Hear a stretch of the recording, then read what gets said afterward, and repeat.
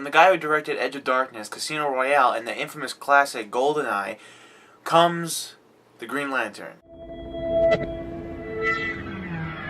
beautiful people, the beautiful people.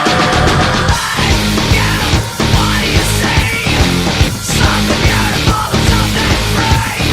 Hey, you are united in pain. You live on the street, it's hard to be clean. The beautiful people, the beautiful people. Okay, so my superhero movie predictions of this summer have been okay so far. Thor I thought was going to be a piece of shit, it turned out to be a great movie. X-Men First Class I thought was going to be a great movie, and it turned out to be a great movie. The Green Lantern I predicted to be okay, but it turns out that it was pretty good. I mean, honestly, superhero comedy movies haven't been doing it for me lately. The Green Lantern was just another movie that I can add to my most disappointing DC comic book movie list. And that list contains Superman 3, 4, and 5, Batman and Robin, and Catwoman. The story goes as a fighter pilot, Al Jordan, comes across what he proclaims to be a dying purple alien. The alien gives him a ring to become a Green Lantern, and the movie just goes on that way. He has to face a huge monster that is entitled Parallax. And then the rest of the movie is Blake Lively and Ryan Reynolds reminiscing on their past, and a bunch of this.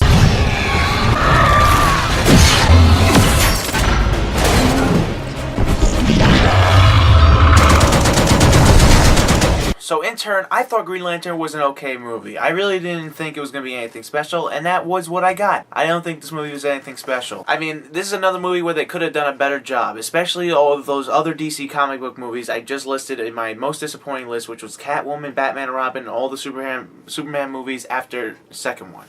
Ryan Reynolds was okay. He was not spectacular as he usually is. Ryan Reynolds is usually awesome in his roles. I loved him as Deadpool. I loved him in Just Friends.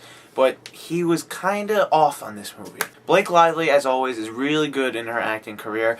I expected great things from her, and that's what I got in return. Although she did remind me a little bit of Natalie Portman's character in the movie Thor, in that she didn't get that much to say. And I think that some of the CGI effects were very, very cheap in this movie. I mean, all the other superhero movies I've seen so far, their CGI and special effects were top-notch. Great, clear, picture-perfect clear. But in the Green Lantern, it just didn't do it for me this time. I don't know why, it just didn't. Again, I honestly thought this movie was going to be shit. It turned out to be okay. I think it would have been way better if it was directed by Christopher Nolan. I'm very surprised that the director of this movie, who also directed GoldenEye, which was one of the best James Bond movies of all time, he did not pull off a great job with the Green Lantern. I'm very, very surprised at this director. I forget his name, but let's move on.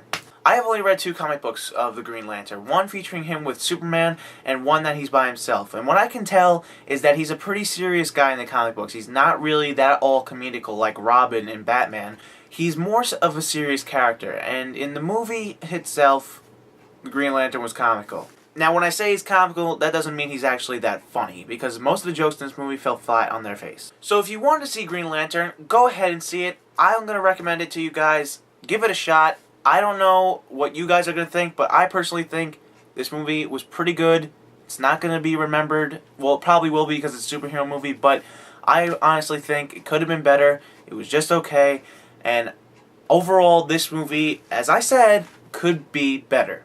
But it wasn't, and it was very disappointing. The Green Lantern was pretty good, and I'm going to give it a 6 out of 10, which is a grade B. I honestly think this movie, as I said twice already, could have been better, or maybe I've said it more times, I don't know. Anyways, if you want to see Green Lantern, go ahead and see it. I don't care, but for me, it just didn't do it for me. Now, click here for the Random Mind Films, where you can see short films and reenactments on my part. And click here for Critics of Film, where me and 5 other guys review current movies of the week, which is, in this case, Green Lantern. Anyways, that is it for me. I'm at the Random Mind, and I'll see you guys later.